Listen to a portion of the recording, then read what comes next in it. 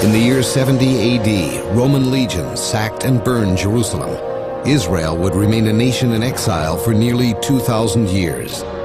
But in the aftermath of World War II, the people of the book returned home.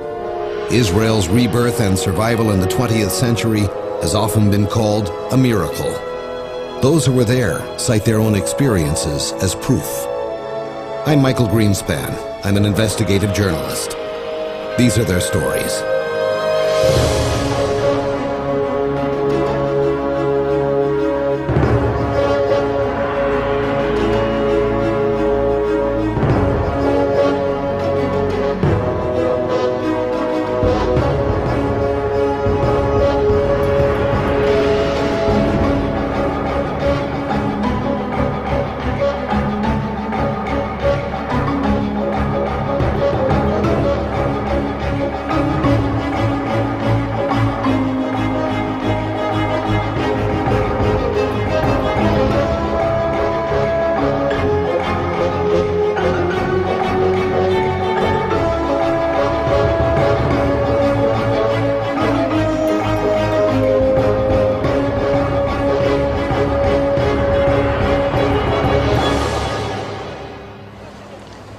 If you've been following this journey, today will be very different.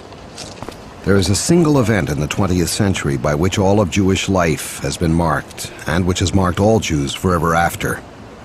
Some believe that without it, there would never have been a modern Israel. Yet it is one of the most devastating events in all of history. It shaped the lives of all those who lived through it, and revealed the character of those who died because of it. The event was the Nazi Holocaust. It's the focus of my investigation today, because without an understanding of this crossroads of the 20th century, the miracle of Israel's rebirth as a nation cannot be appreciated. In 1918, Germany was a crushed nation. World War I had ended with the German army's humiliating defeat by the Allies. The nation's economy was in a shambles. Its money was near worthless. In 1929, a worldwide economic depression only compounded the suffering. Political confusion over the country's mounting problems added to the chaos. Germany yearned to be strong again, to be powerful, to be proud of being German. The climate was ripe for a voice that would promise all these things and that seemed strong enough to make them happen. The National Socialist German Workers' Party, the Nazis for short, and their charismatic leader Adolf Hitler were singing the song the Germans wanted to hear. That they were also calling for an end to democracy and demanding absolute power for themselves were the lyrics few seemed to hear. Hitler drew on the prevailing anti-Semitic attitudes of much of Europe at that time to conveniently blame the Jews for all of Germany's ills, even for losing World War I. A failed attempt at a Bolshevik-style revolution in Bavaria had been mostly led by Jews, giving Hitler ample evidence that they were perpetrators of violence and discord. In his book Mein Kampf, Hitler accused the Jews of gaining control of the economy and manipulating the mass media for their own ends. They are an inferior race and should be exterminated, he wrote. Most Germans agreed. When he promised to rid Germany of the Jewish vermin, he was applauded. How he would do it, no one seemed to care.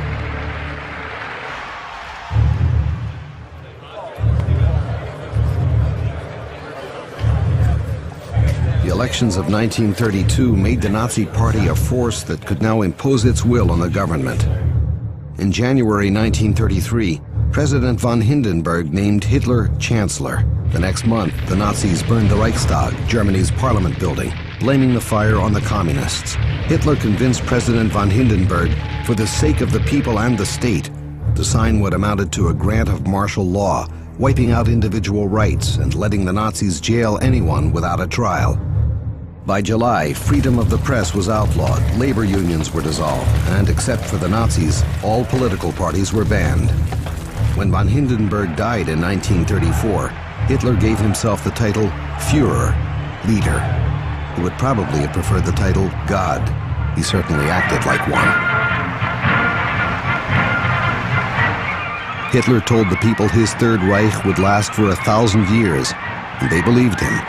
The rest of the world should have believed what else he was saying.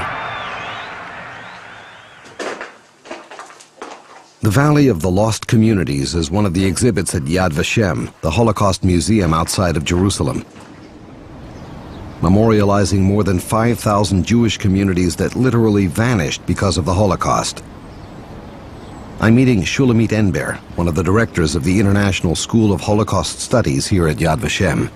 How do you explain the fact that the Nazis singled out the Jews as the one group to focus everyone's hate upon? How did they do it? The image of the Jews through the generation, from, I would say, traditional anti-Semitism to modern times, was always that the Jew is the Satan, or a Jew is the outsider, or the Jew, we have a problem with him. The Nazis brought it on extreme because the Nazis talked about genocidal anti-Semitism. To turn that into a weapon, how did they do it? Propaganda against Jews was done everywhere. If you went to a film, you saw a film of the image of a Jew. If you read the newspapers, you saw the caricatures. Mein Kampf was bought and people read it. Students in schools learned that features of Jews are different than the features of Germans. And if you hear something 1,000,000 times a day, and you hear it in school, and you hear it in the streets, and the leader leads you to it, and everything, so the atmosphere becomes like that.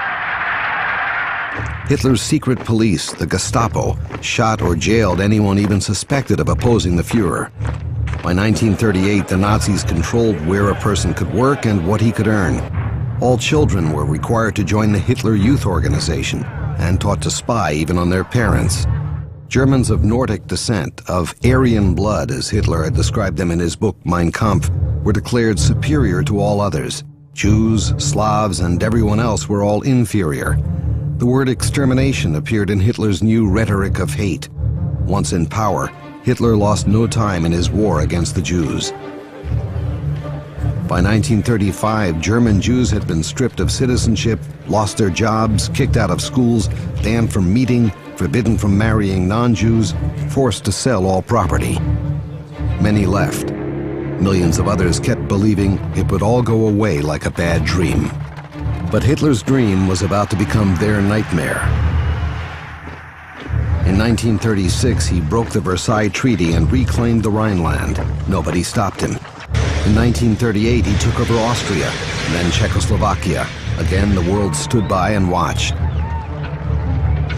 But when Hitler invaded Poland in 1939, Britain and France stood by their ally and finally declared war. The Second World War had begun. A few months before, in a chilling prediction before the German parliament, Hitler had threatened that if the international Jewish financiers should succeed in plunging the nations into a world war, the result would be the annihilation of the Jewish race in Europe. His audience applauded. Europe was unprepared for the new German blitzkrieg, lightning-fast military tactics. With incredible speed and efficiency, the German army swallowed up Western Europe. On June 22, 1940, the French surrendered. The Nazis paraded through the Arch of Triumph in Paris as France wept in defeat. Hitler could now concentrate on his Eastern Front and on the elimination of its millions of Jews. But they were not the only targets of his hate. 3.5 million captured Russian soldiers were murdered, mostly by starvation. To the list were added all political opponents, outspoken clergy, those who were mentally or physically handicapped, homosexuals, Europe's gypsies, and all Poles and Slavs who were declared subhuman and unfit to live. All were marked for elimination, but priority was given to the destruction of the Jews. As the Nazis reached Kiev in the Ukraine, they rounded up 33,000 Jews and marched them into the nearby forest, where they were forced to dig huge ditches, then lined up and shot, their bodies falling into the mass grave behind them.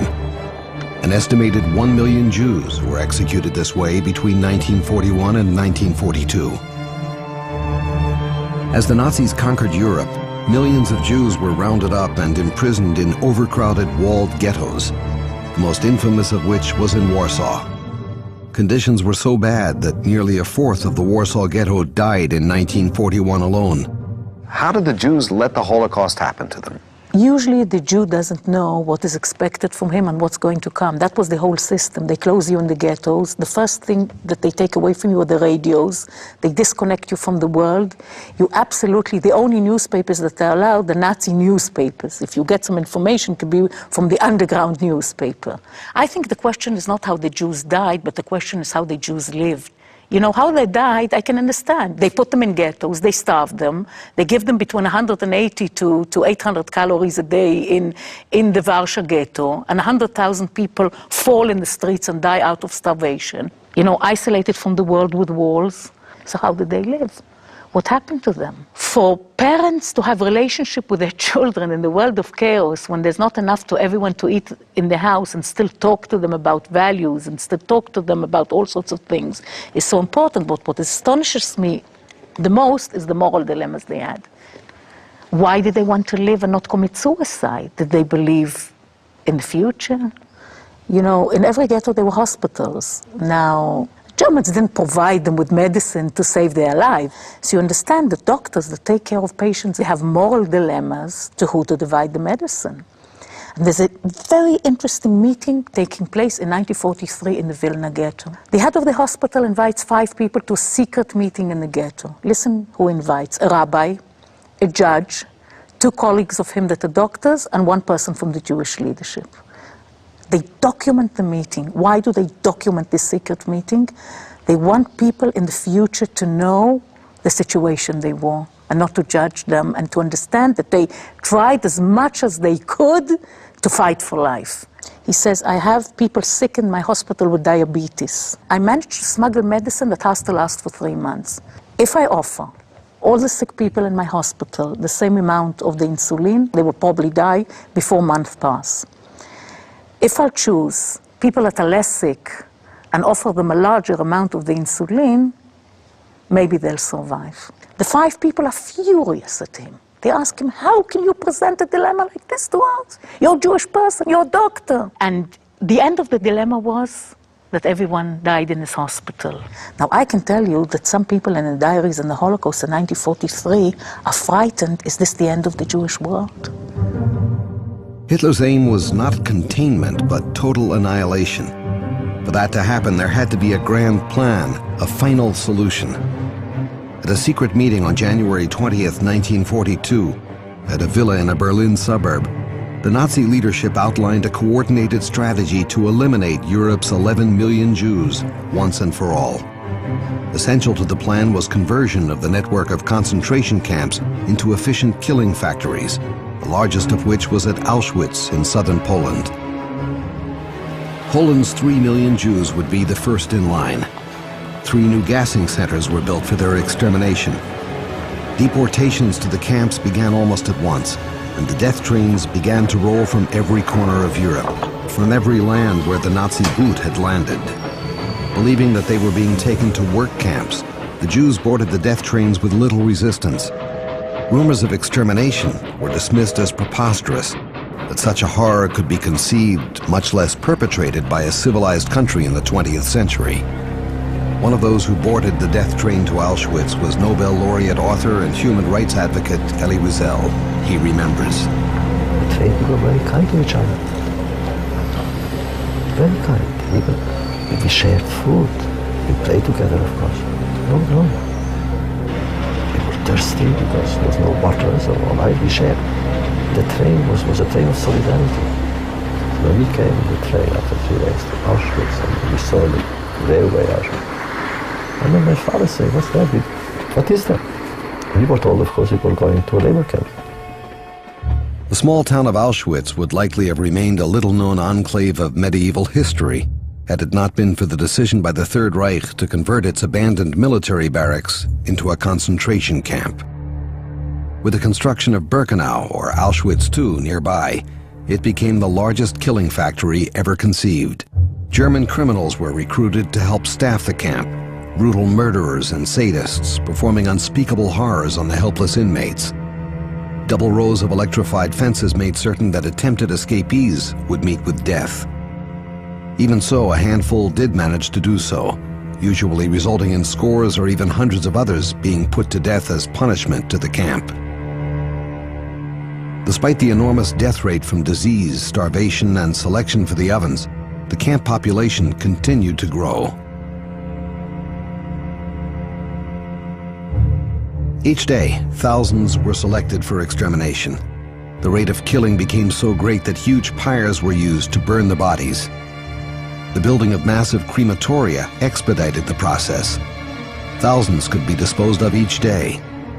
The ovens never stopped. Their black smoke of death became a constant cloud over the camp and the nearby fields. The stench drifted for miles. What astonishes me is that people who killed Jews but were not true believers. So you ask, why did you do it? And then people answer you, because I was group pressured, because everyone did it, because I didn't question the orders I got. What does it mean when someone says, I killed them because everyone did it? Or I killed them because I got an order. I didn't question things like that. What's your answer? What do you think it means? In a certain situation, people that don't see that the other person has a face like them. The moment I see that you have a face like I have, I can't be a perpetrator. You're talking about dehumanization? Yes, dehumanization, because they killed them after dehumanizing them. They didn't kill them in 1933, they killed them in 1941. So it's like stages, how I don't see your face. And when the train comes to fetch you so many years later, I don't remember that you were my friend.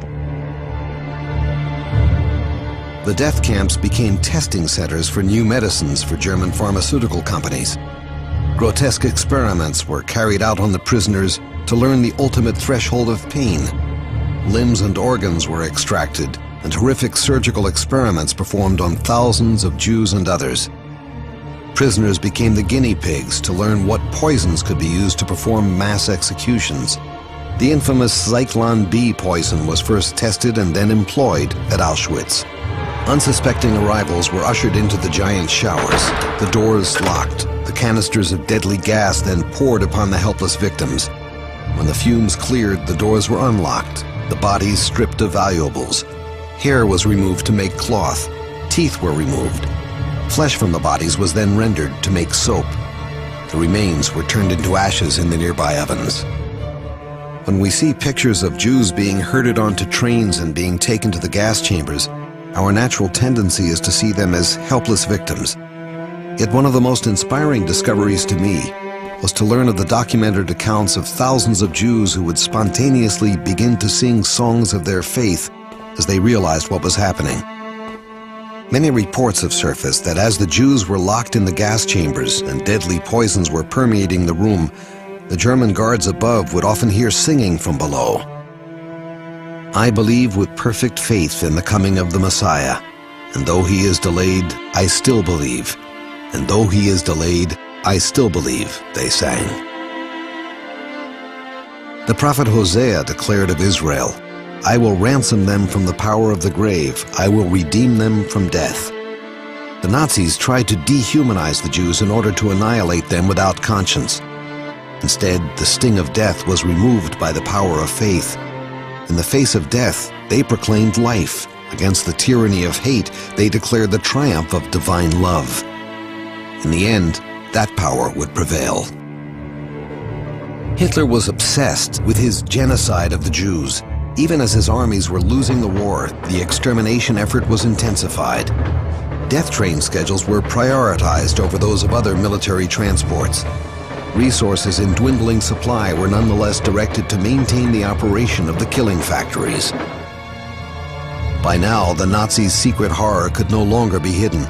As early as 1941, reports of genocide had reached the West, but no direct action was ever taken to stop the death camps.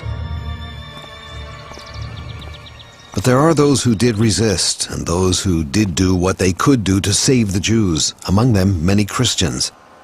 At Yad Vashem, they're called the righteous among the nations. Their faith and courage saved thousands of Jews. Their example, if repeated by others, could have saved millions more. Adolf Hitler was obsessed with the destruction of all that was not German. He ordered the complete demolition of Poland. Nothing was to be left of the Polish nation. Warsaw was leveled into a pile of rubble. But in the spring of 1945, no order could stop the Allied advance on the very heart of Germany. As the Allies marched toward Berlin, Hitler and his wife Eva Braun committed suicide. Berlin fell on May 2nd. On May 7th, the Germans surrendered. The war in Europe was over.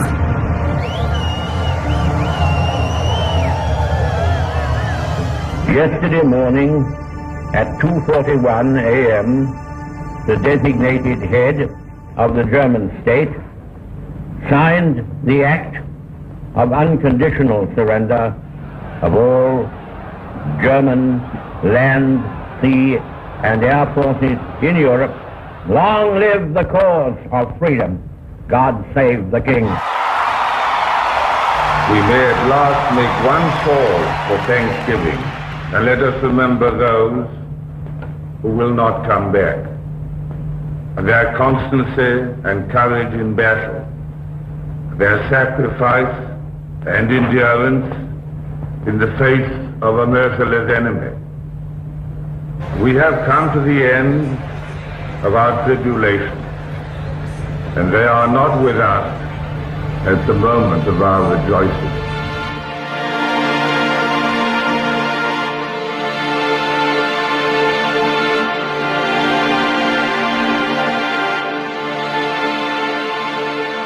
Nine million people, 6 million of them Jews, had been murdered by the Nazis.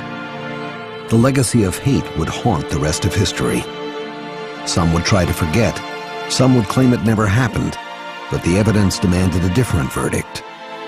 With the end in sight, the German High Command had ordered the evacuation and destruction of all of the concentration camps in a desperate last-minute effort to erase the evidence of their horror. The crematoria at Auschwitz were blown up, but they ran out of time. When the Allies reached the camps, several thousand prisoners remained. The Nazis had failed, just as every other superpower in history, from the Persians to the Babylonians, the Greeks, the Romans, the Spanish, and the Russians before them, had tried and failed to destroy the people of the book. The blood of 6 million Jewish martyrs had only advanced the day of redemption of the Jews to their ancient homeland. 3,000-year-old prophecies were about to be fulfilled, and no force on earth could stop them. The Jews were free at last, but only physically. They would never be able to escape the memory of their torture. They didn't want to remember that period. It was too dark, too dangerous to remember. Because on a very superficial level, how can one go on living in a world in which evil had such power? I think they brought a lot of courage to the Israeli state, and they stated also many very important things, because they decided 3 things after liberation: to return to life, their revenge was to have children, to continue to live, and to immigrate to Israel, more than half of them. So I think that they taught us a lot in terms of the choices they chose after the Holocaust. In the wake of the Holocaust, the United Nations was forced by public sympathy for the suffering of the Jews and by the outcry of its survivors to finally face the issue of Palestine. On November 29, 1947, the UN passed Resolution number 181, proposing the partitioning of the British Mandate in Palestine into 2 sovereign states, one Jewish, one Arab. Despite Arab protests, the Jewish leadership accepted the plan, and on May 14, 1948, David Ben-Gurion officially announced the formation of the modern state of Israel. 2,000 years of Jewish exile from their homeland were over. In the end, the courageous blood sacrifice of millions of Jews had been part of the cost of renewing the birthright to that land. Israel determined not to forget them. The inscription above the entrance to Yad Vashem is from Isaiah 56, verse 5.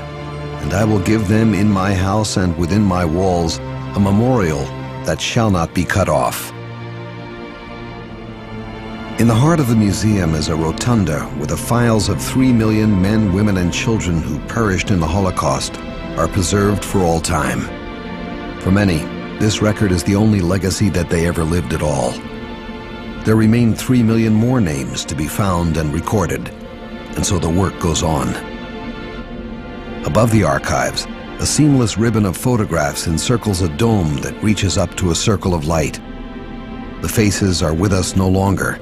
Each of them perished in the Holocaust. They have been called victims, but in the end, they were the victors over the spirit of hate that tried to destroy them. The Nazis thought they could erase the Jews by killing them all. Instead, they witnessed a strength in the face of death that was greater than all the power of their enemies. The sacrifice of 6 million Jewish martyrs ultimately broke the world's indifference to the Jews' prayers for a return to their homeland. Out of the ashes of death, their courage and that of those who survived would lay the foundation on which modern Israel would be built. In the end, their sacrifice together made the miracle of Israel possible.